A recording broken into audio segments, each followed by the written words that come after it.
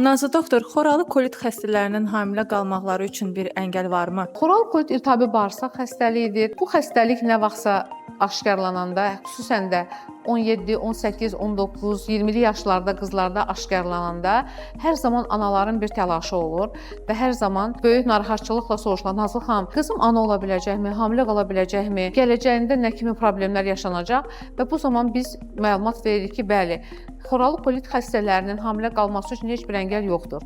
Onlar rahatlıqla hamilə qala bilərlər. Hamilə qalandan sonra xoralı kolit xəstəsində nə baş verə bilər? Ya xəstəlik olduğu kimi qala bilər, ya xəstəlik daha da yaxşılaşa bilər. Çünki hamiləlik zamanı xəstələrin 1/3-də remisyon görürük, 30%-də daha da yaxşılaşma görürük və yaxud da 1/3-də 30%-də isə ağırlaşma ola bilər, daha da ciddi gedə bilər. Hər 3 halda xəstəlik nəzarətə götürülə bilir. Əgər doğru müalicə gedirsə, doğru dərman preparatları seçilibsə, hamiləlik zamanında bizim verə biləcəyimiz müalicə var. Əsas xəstəliyi nəzarətə götürüb hamiləliyi sonlandıra bilirik. Mənim indi də hal-hazırda da bir neçə hamiləm var ki, xoralı kolit xəstəliyi ilə əziyyət çəkirlər, yanaşı olaraq da hamiləliklərini keçirdirlər. Çox sağlam uşaqlar inşallah dünyaya gələcək. Yəni xoralı kolit hamiləlik üçün heç bir əngəl deyil.